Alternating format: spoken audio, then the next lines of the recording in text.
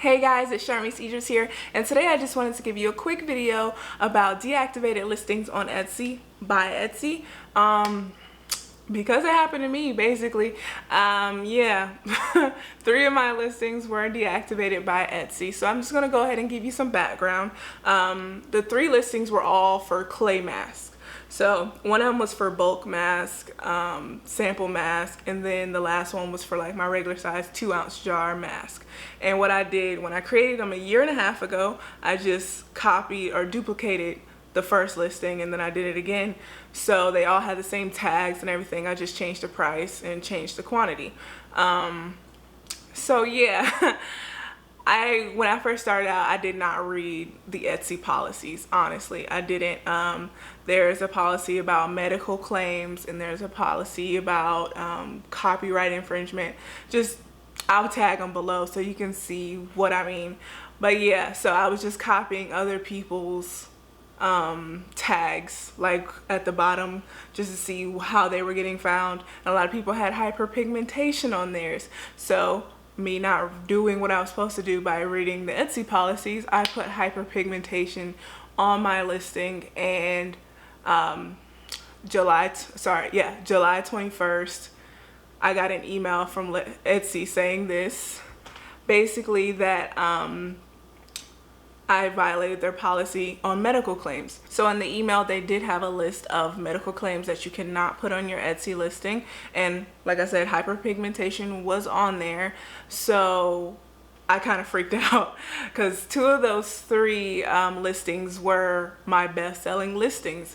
And I didn't know if I could ever get them back. I went straight to the Etsy forums and the Etsy page and everything, trying to get information on how can I reactivate my listing. Because if you go on to your dashboard on Etsy, it'll say we have deactivated this listing while we make sure that it meets our policies. We'll email you if it doesn't, something along those lines. I needed more information basically. So yeah, I went to the forums, I went to the pages, and I didn't get the information I needed. I saw that other people had the same issue, but mostly about like copyright infringement, like you put Harry Potter when you don't have, you know, the right to put that this is a Harry Potter product, or if you don't have the permission to say that this is what you think it is, basically. So I didn't get much help in that that forum. And then another thing about your dashboard, you can't go and reactivate it. You can go and edit it and you can copy it, but that's all you can do. And you don't want to just copy it and make the same thing again, because I'm not trying to get my Etsy shop closed down. No. So I edited, I took out the hyperpigmentation. I tried to see if there was any other medical claims in there, which there weren't. I mean, I said something about acne, but it wasn't like cystic acne or, you know, something like that.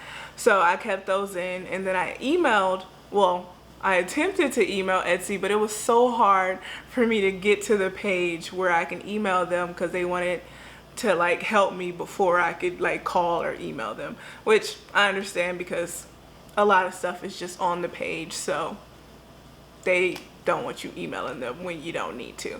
But I ended up finding it. I will tag it down below if you had this issue too, where I could submit a ticket. So I submitted a ticket about 4 days later because I did want to give them some time, because they said they'll email me if it didn't, like if my listings didn't meet their policies, they would email me. So I waited. I'm not a very patient person. So yeah, I went ahead and submitted the ticket, and then on August 3rd I got an email from somebody in the Etsy integrity department, and they said that they would, since I did change the hyperpigmentation, that they would reactivate my listings. And I had deleted one of them. She said that she could just reactivate that one as well, since they still had the information, and everything was great. So yeah, first things first, change what needs to be changed in your listings. So if you put hyperpigmentation on your listing, take it out.